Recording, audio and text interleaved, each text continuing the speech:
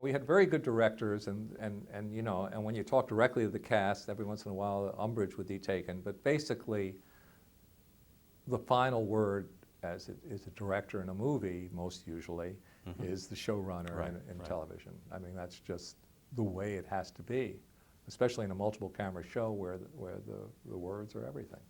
Jay Sanders, Jimmy Burrows, they you know, they were great to watch. They made things funnier with the way they staged. They were sensitive to actors, you know, so you saw that. But I'd say my great teaching for me were the actors I work with. I mean, that was, you know, because they came from different disciplines. And by the way, Jay and Jimmy did too, and I remember asking them the same questions. I'd ask them endless questions. I want to talk about sort of crossing over into motion pictures, into films. You said something that I am not aware of, I guess, was that Bob Moore did your full-length piece, was that what you said? And I don't know what that... I did a piece, oh God, I'm going to run out of steam, but thinking about these things, I did a piece for Barry Diller when he was at ABC Television, and they had this thing called Circle Films, where I did a full-length script starring Gene Wilder, Bob Newhart, Cloris Leachman, Valerie Harper, and Nancy Walker. And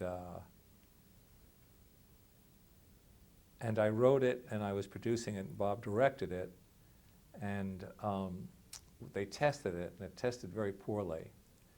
And here's another good executive story, and Diller called me in, and he says, I know an editor I could have cut this and recut it and up the reaction 10 points, but if you can come in here tomorrow and give me an idea for some scenes that you'd reshoot to help it, I'll give you the money for it.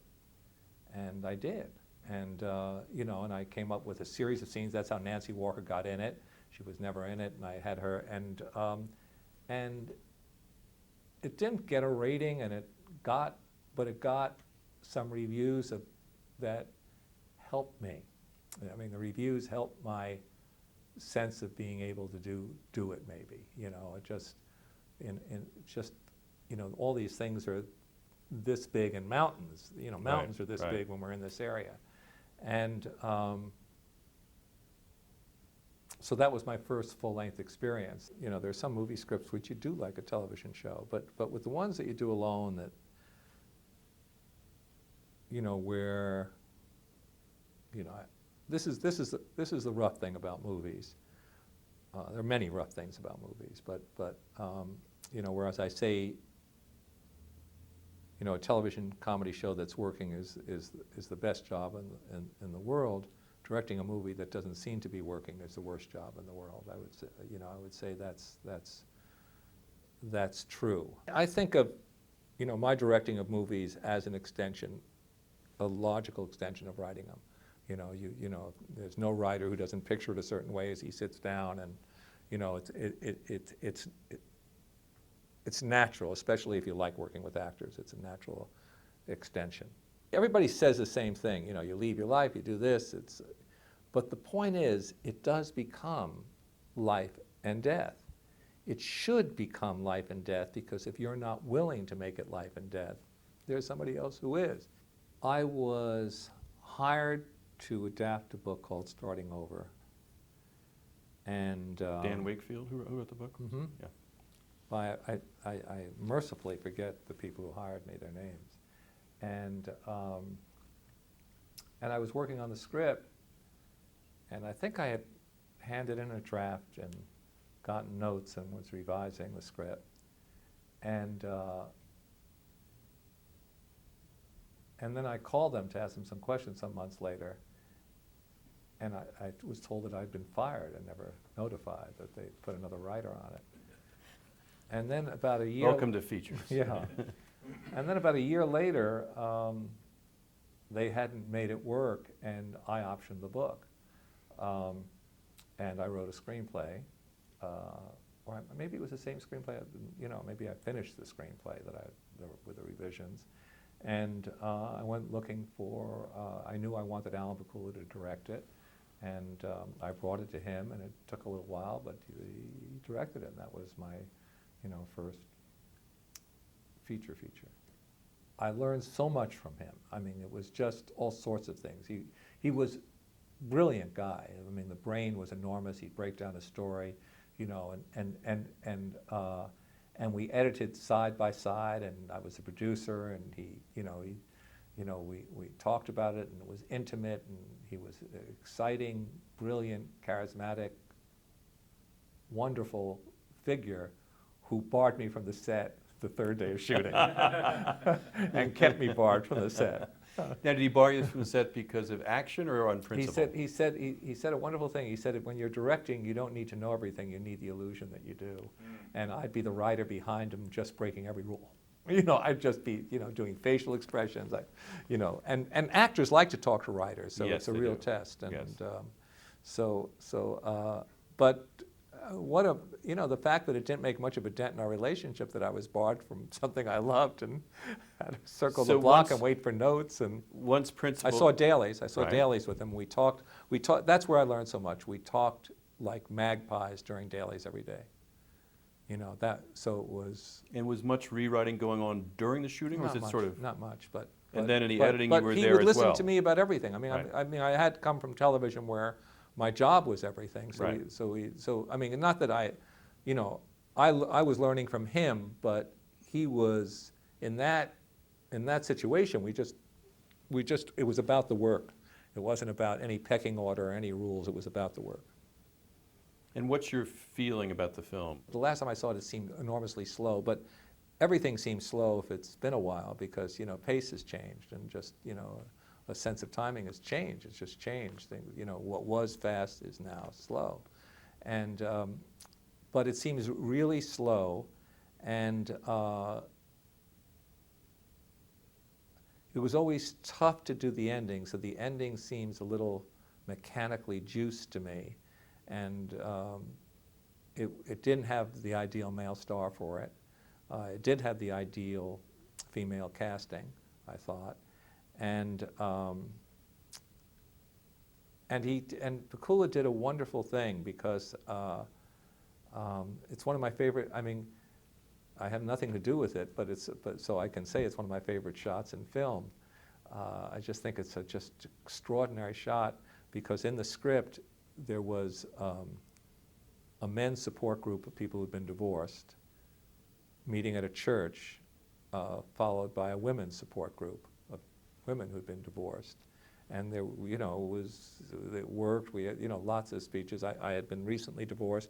Pakula had been divorced. It was personal to each of us. It was, and he had a shot where, going up the church stairs, as one group was coming in, he had the men and women coming in, and they just from each other as they're each on the stairs, one going up and one going down, and it just killed me. It was just this perfect still life. It was just, you know, and you know, he'd done, and the picture did really well, and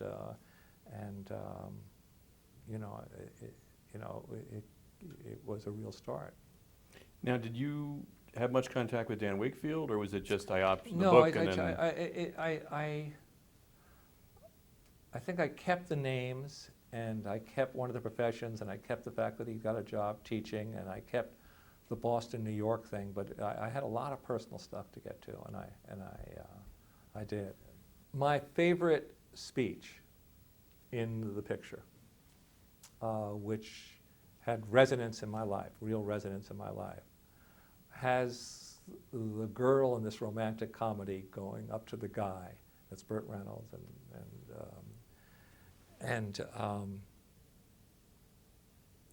and she has this long speech, and the speech has something to do with, you know, with what her dating life has been like, and it's a long speech, and I love when you can make a long speech work in a movie. This is just, you know, because I'm sort of like, it's perversity in me. It's that idea that words don't matter, the speeches don't matter. I think they do matter, but you have to stand the test when you have a speech.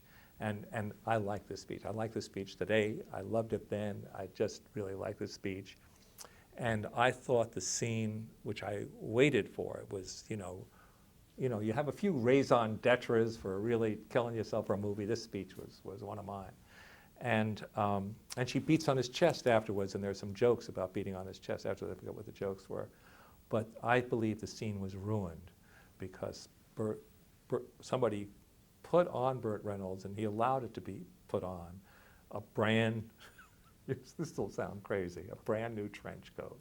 And the trench coat was so phony, and the trench coat blazed, that you couldn't have a real vital scene with people. And so every time I say, so that, you know, I start to tremble when I see that coat in that scene, if I ever see it, which has been a long time since I have.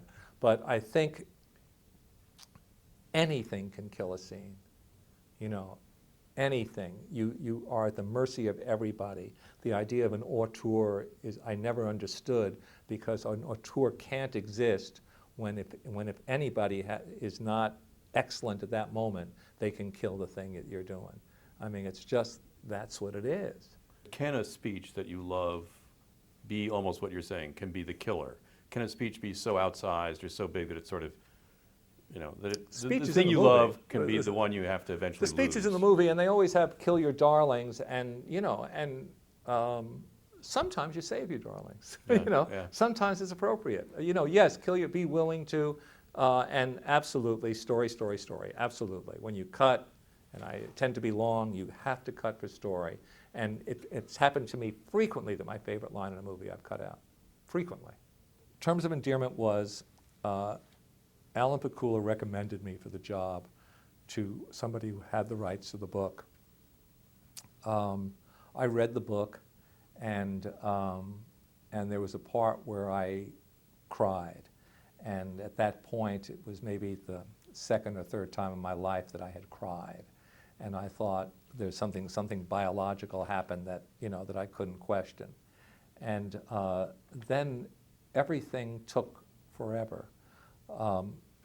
There were strings attached to the book that the movie couldn't be made until those strings were dealt with. And that was very arduous and, you know, enormously diplomatic. And finally it took hanging in there, and I don't know, a year and a half. And then it freed up so that I was free to do it. And then writing it, Free to do it in terms of free to write it at this point, not free to make it yet. Free to write it, and then I was also going to direct it, you know. Right. I was also going to direct it. And that was from the get-go that you'd said, now's the time? Yeah, but I was never somebody who had that as my goal to direct. I had been through an experience where I wrote, and now I wanted to see, you know, I think part of my thinking was protect this guy. I don't know. It just, you know, that's. So I had agreed to, but not with any profundity, not with any, you know, this is what I always wanted to do. Just, again, I think in service to the writing of it. That was my, I think, goal, and you know, the one thing you get from television is you run a set, so that can be very intimidating, you know, because the big leap I find, if you direct something, is you know, because if you're back there saying, you know, they should do this, you know, they should do this, the move from there to do this is that's a difficult mile to walk for some reason. And so in television, I'd had training in which way we should go. And I'll tell you this because it really was, at the time certainly, and maybe period, was the most difficult writing job I had. Part of it was great because I went to, you know, to Larry McMurtry's bookstore, the author of the book, a great Texas writer. I had never been to Texas at the time, and I tried to, in my nudgy way, try to extract everything I could. And finally, he said, "Look, I did my book. Go do your movie," you know, and banished me. Almost the way he talks. And banished me. Right. And freed me. And so part of the time I was in a room, and I had this brilliant writing partner, Larry McMurtry. Right. And the thing that made me cry is verbatim from the book. I mean, you know, and I took it, and I mean, it's just, I mean, well, he called me after it opened, and he said, "I can't tell where one of us ends and the other begins." So it really was, you know, a partnership. I made first of all, I was fully committed to it, and people don't know it when they see the movie. You have to see it with an audience, and maybe you had to see it at the time. Fully committed to it as a comedy. Right. I did not want to do a movie about cancer, and Right. I even had crazy things. You know, unless I could get a laugh on the word cancer, which was big taboo, the word at that time, 1983.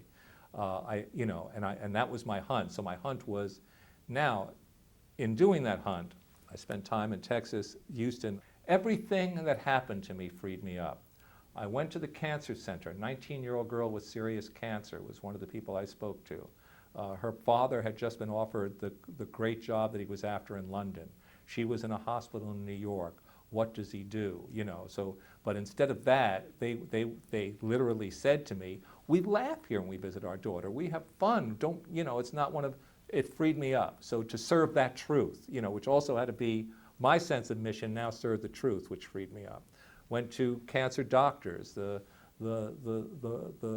spent time with an oncology nurse in Nebraska and when you do the research, and spent time with young women in Houston and 50-year-old women in Houston living alone, and like one of the most important days, when you talk about research, one of the most important days I spent, I was with a very wealthy woman, about 50.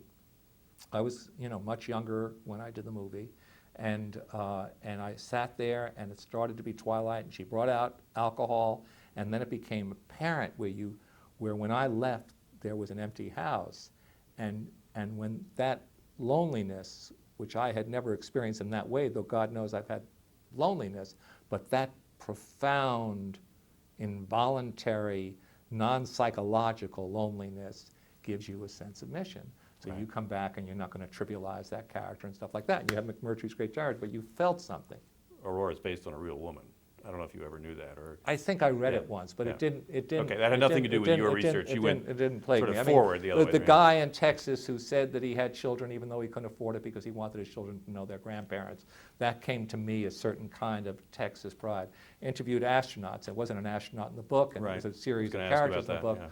that, But I decided Houston astronaut, and then it started to get funny, and it started to get, you know, it started to be really important. And now I was just doing a reinvention of Boy Next Door. And in the book, it was an elderly man, but you know, but making it as sexual, you know, somebody beyond her was, you know. And the name itself, Breedlove, or whatever his name is that? Breedlove was based on a drag racer. Craig Breedlove. Craig Breedlove, Right. and you know, that's where I got that name. And you know, and I could tell you from exhaustive research how much just stuck there. And what it does is it gives you you know, it gives you the facts. Sometimes it gives you a joke. You feel how sexy the atmosphere is just standing outside there. You go to Nebraska, you feel something of the book, because he was a great observer of Nebraska. He spent time living out of his car, Larry McMurtry and stuff like that, driving across. But when you do the research, you get a sense of a constituency. People who have had cancer, and people who have been lonely, and women who have, and you get this, and there was also a book out, My Mother, Myself, which was, you know, it's just a seminal piece of work about mother-daughter, and I just went Right. through that book, and you get a sense of a constituency where you don't want them to say it's bullshit at the end of the road, you know, and I found my cancer joke, not a big laugh, but definite laugh at the time, you know, and that was it. Now, obviously, That was it for the script. I was absolutely stuck at page 90. At page 90, they exercised the option when I told them that you know, please exercise the option. And once they exercised the option, I had to do the movie, and I couldn't go backwards and I couldn't go forwards. I couldn't get past page 90, which was, I think, in that draft was midway. And I would sit in New York and where I was working, and I would get flushed, and I would start sweating, and it would be like blushing. It would be intense blushing, and I hardly went out at all. And I went out one night, and as luck would have it, a friend of mine was with his friend, who was a concert pianist who never played New York because he was afraid to play New York. And I described this feeling. I hadn't seen human beings in a while, and he said, "Oh, that's a sense of shame." Oh, I get that all the time. I get the sense of shame, and for some reason, that there was a name for it made me feel like I wasn't a freak going through something that would, you know, that people had walked that road before, that this guy had a name for it, for God's sakes. It's not the only film of yours that seems to me to have a sort of similar structure, which is you start with Shirley Maclaine crawling into the crib. And is it Albert Brooks's voice or some voice off stage? Yeah, that's Albert Brooks. Look, gosh darn, man. And It is Albert Brooks's voice. which sets it as sort of a comedy. You've got this kind of great scene of mother crawling into crib. Is she alive? But it's also you set in time. That's set in time. Beginning of broadcast news, you set up each of the characters a little sort of play at the beginning.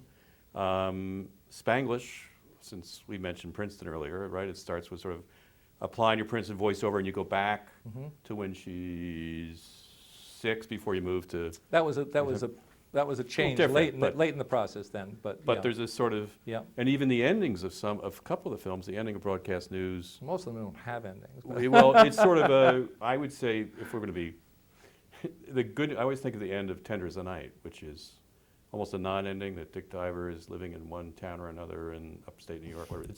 It's a tailing off the same way I suppose a Farewell to Arms is. That there's a power in not going for the boom. Terms of Endearment ends on a small improvised line by Jack Nicholson, but the character had resonated so much, and there was her troubled grandson, and they had, she had lost the guy. The way he talked to that grandson, it was scripted that he walked the kid off in the middle of his mother's memorial service, but that was, I think, just an inevitable end. A muted end, but we were at a memorial service where I broke down at it, and and it was the last thing we filmed, and it wasn't the last thing we filmed, but it was very somber, and so I think broadcast news, I always thought I'd do an ending for it, but the big thing I wanted on broadcast news was usually, it's a romantic triangle. There's the one character who won't end up with the girl, and the other character you will, and I wanted to do a picture that challenged that, and that I didn't make up my mind which one it was, and the actors knew that, so no scene had to reach a definite result, and at the end I'd figure out who she'd be with, except at the end I didn't know who she'd be with, and then it ended up being how the ending is how all their lives turned out. Right. So it does really conclude, but it doesn't.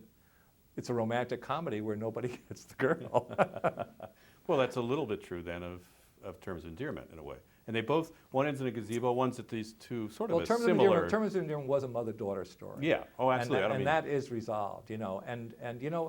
Spanglish is full of mothers and daughters. Mother-daughter as well, yeah. And even I guess the credit sequence of Mary Tyler Moore in a way is structurally is a little bit like bringing her to a place. I've never thought of that. But the great thing about Mary Tyler Moore, when we looked at the rushes of the main title footage, which we didn't do, but came to us, is there was this Raise of a Die, exultant. Yeah. Oh my God, man! An exultant tossing her cap in the air that freezes it, and as long as you're going to make it on your own. And Mary had been out of show business a little bit, and she was in Minneapolis filming this, and in the next moment, the hat falls, and she scrambles in traffic to pick it up. I always think of the fact and fiction of that moment. So, in the script, let's say, of Terms of Endearment, the Breedlove character, the Nicholson character, has come together as a sort of a conglomerate, or so it's there fully. And how much of that you mentioned in the last line was improvised? Is much of the movie improvised? Was that a technique you used with actors? He improvised maybe 3-4 lines, and they're all, two of them I think are great laughs, and really great laughs, and then that last line. Now, when you're in a film, how important or how do you use like the director of photography? You come in and you know nothing, and you're not. I'm not an SC guy. I'm not somebody who got his first camera when he was 8. I'm none of those people. So you come in to pay homage, and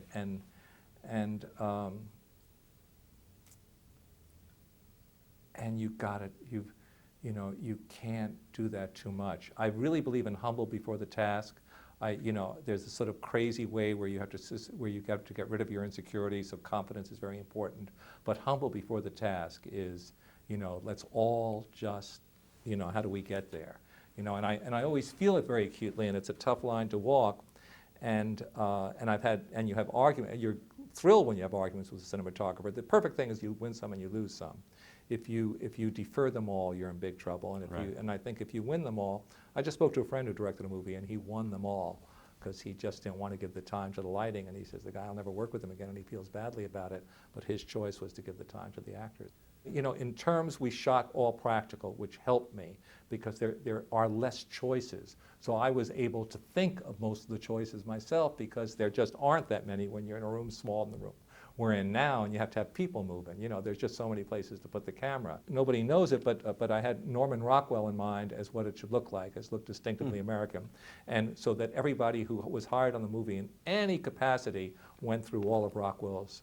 And sometimes we take his canvases and look for the props and recreate them almost exactly, but not try to call that kind of sloppy attention to it, and try to light the movie like that. So I'd sit there in daily, so instead of esoteric, I'd say like this, and we'd be looking at a Norman Rockwell.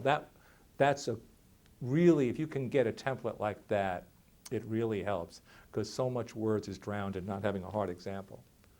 Let me move right from that to working with actors, because obviously there, again, you're in a conversation, a dialogue, a dialectic, where they're going to have ideas, and you have to engage with those ideas, and sometimes you have to decide whether to go with them or to not, because they can be different than what's on the page, either in terms of words or in terms of what is behind the words. Here's a story that happened very early in my career, as such as it is as a director, and where I was having a very tough time with one actor, and the actor was loaded, and I was at work, and budget was a real consideration. I was getting phone calls and stuff like that, and I came for an important scene, and the actor said,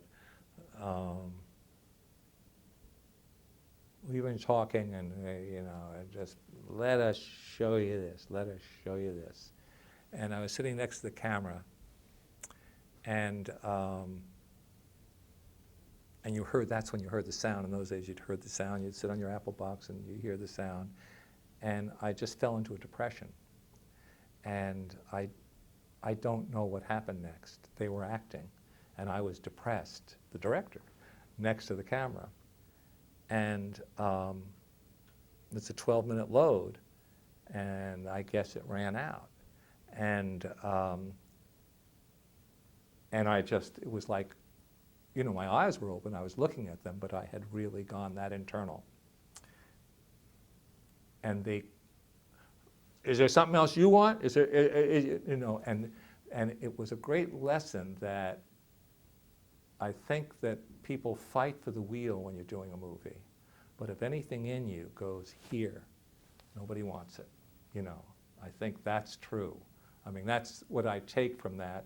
And we went inside and we did the scene, and we did the scene the way originally intended. And if I had argued, if I had fought, and I think that was useless, the person was loaded, but it would have been, a longer day than it was. And there's only a few times when I've worked with an actor, maybe once. I can't think of the second time right now, so maybe it's once, where there was a meanness that had not to do with the work. Right.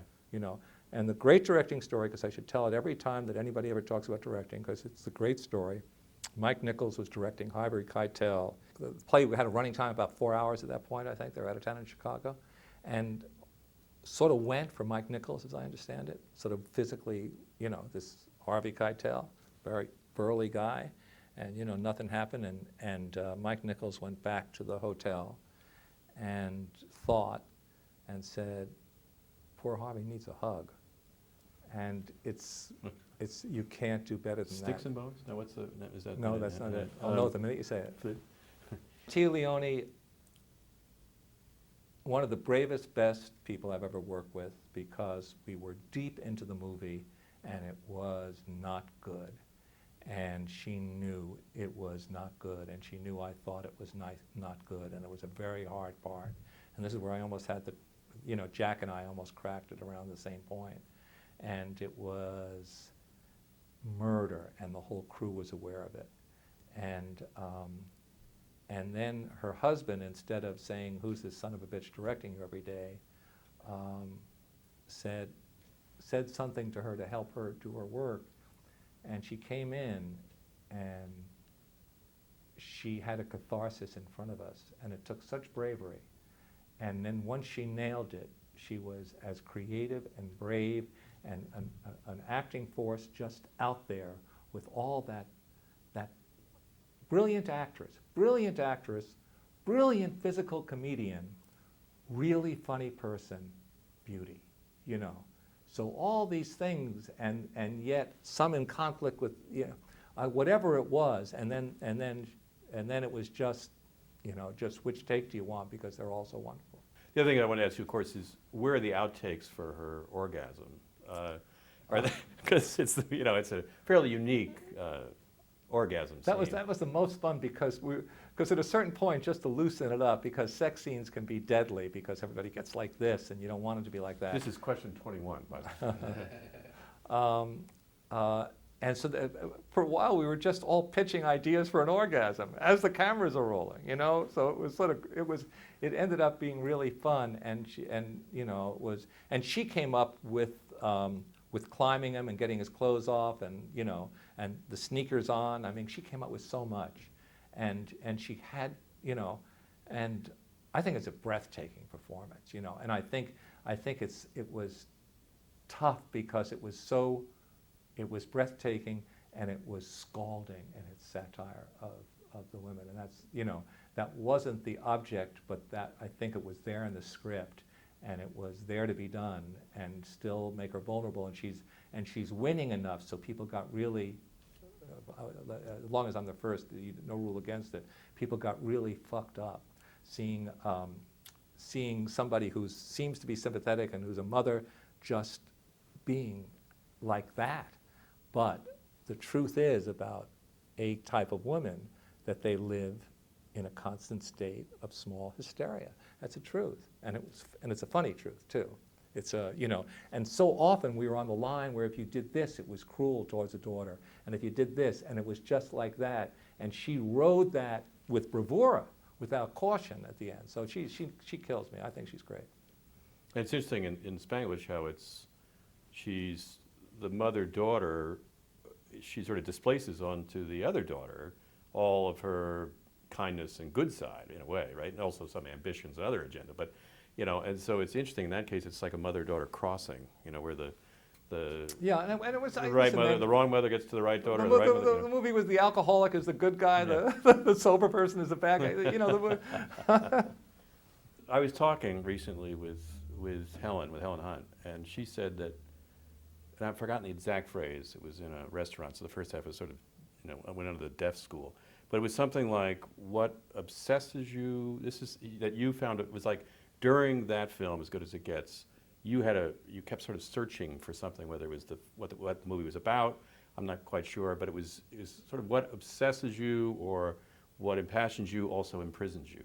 And I'm not sure what the first word was, but the imprisons part, she said, was a real, that when you came up with that was a real key to the characters and, you know, what they were going through. Well, the significant thing about that story is that I don't recall it, and I'm sure it's true, and I'm sure it was very important that day.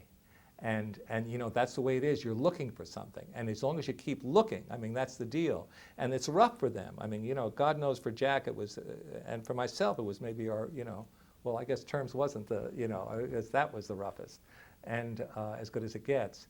And because at a certain time, in all honesty, all you're saying, no matter how you couch it, is we don't have it yet. Because I think one of the things is, you know, the responsibility is, okay, let's go to the next set. That means to the actors, you got it. Right. You know, they're okay.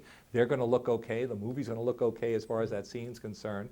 And that's your responsibility. So when you don't go there, and when you stay there and you've run out of things to say about another way to attack it, and all basically you're saying, no matter how you couch it, it's not good enough yet, it starts to get rough. Yeah. You know, yeah. But if you're all serving it, and it's not about you, and if that's what, you know, if you can get to that place and you're not looking at them, you're looking there and you try and make them look there, then it can be, you know, really okay. and then people get upset, and you get upset, and it doesn't matter. Shirley Knight and Helen Hunt, mother-daughter. A little different, but another one.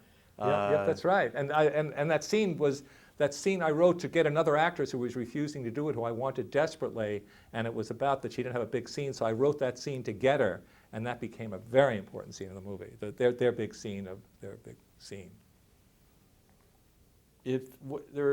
Obviously when you do films, when you write something, sometimes they lift off for reasons that may make a lot of sense, and sometimes they don't, and vice versa.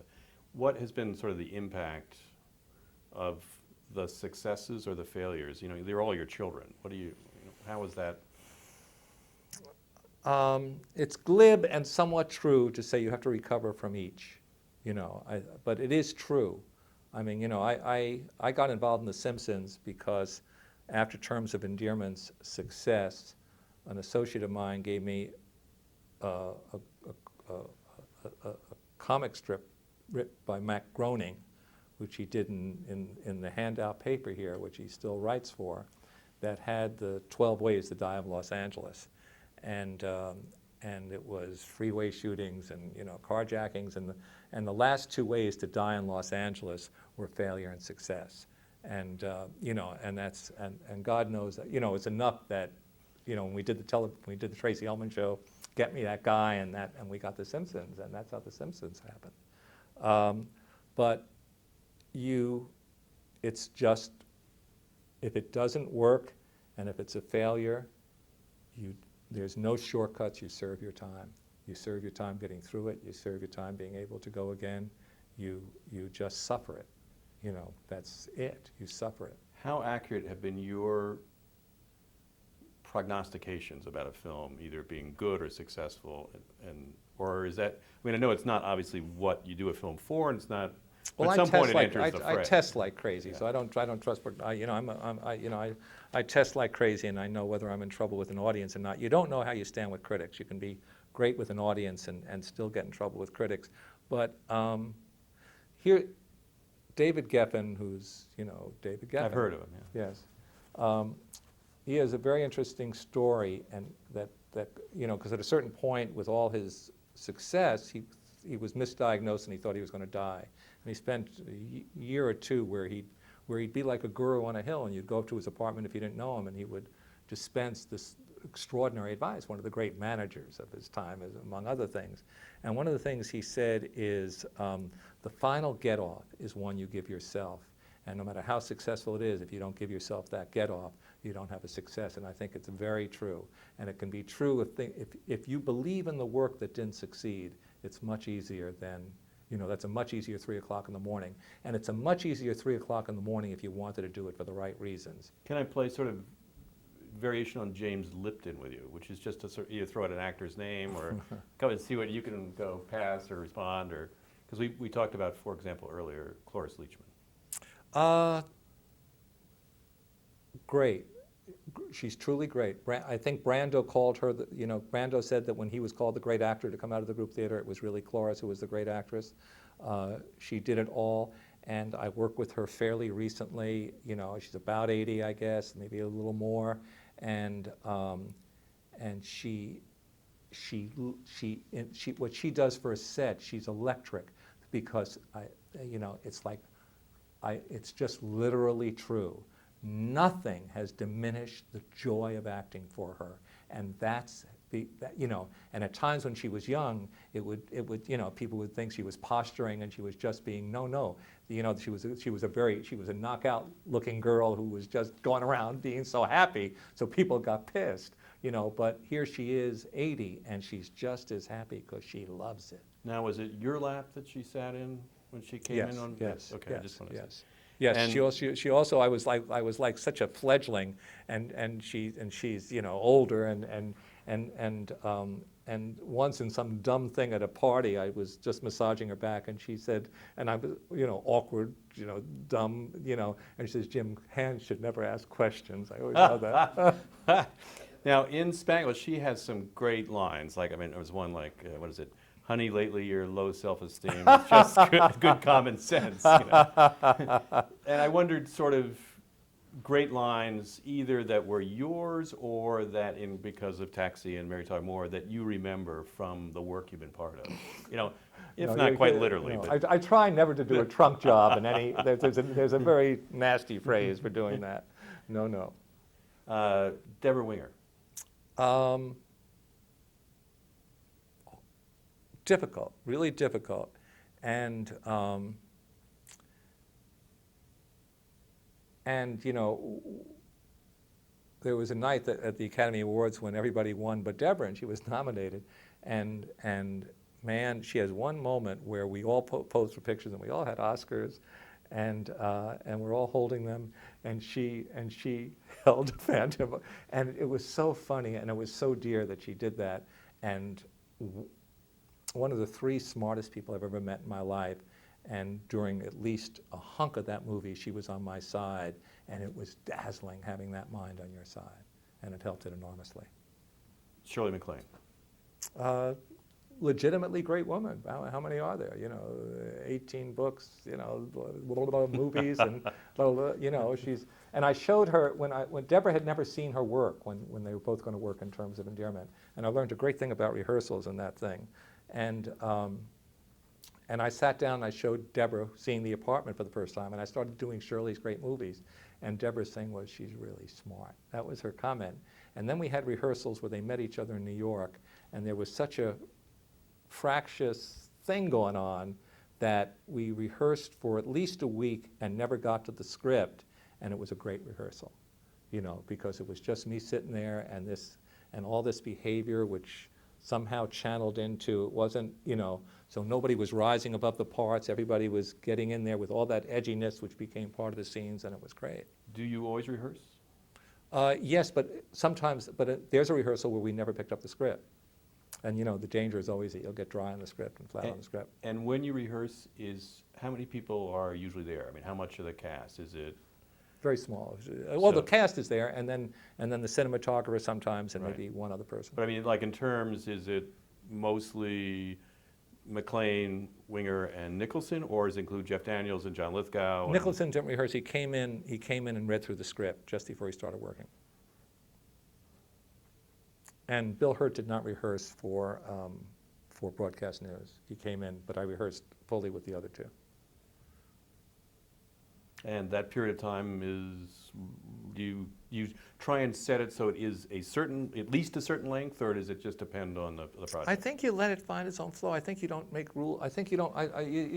You know, I don't like making rules about it. And the great thing that can come is some staging ideas. You know, that's the thing that can really come. I mean, the thing you hate that could come also is a problem, but you have to face it. I'm not big on reading through a whole script at a table. You know, I'll do it, but you know, it's good to get it on its feet. It's like, I mean, the thing that happens when you're directing it is at least part of the time you should act like you can't get it rewritten and you have to make it work. And that way you pay respect to the year you spent writing it. Is there anything else you can think of that we haven't covered that we perhaps might? Yeah, I can think of one thing Okay. that will outshine everything that's come before. It's a definite thing. About time. This is where it becomes a gift. This is where it becomes, lucky you to be seeing this. This is where it becomes. Okay, I even have a prop. I came across this because of a television show I saw. This is a book by Norman Mailer, written when he was 80 as his gift to writers. I can't imagine anything ever that has been written that is smarter about writing. It's about novelists, but it kills. I have this thing. I have this thing where when I love something on a page, I thumb it down from the bottom, and it's just like every other page in this thing, where it's just, it's crazy how giving it is, how smart it is, how it unveils. I mean, he has no idea that he's doing it, but he's unveiling a world of genius, you know, because of just the insights, and yet extraordinary compassion for what you go through, and you know, just, you know, where people talk about writer's block and stuff like that, he understands it on a level about what it is.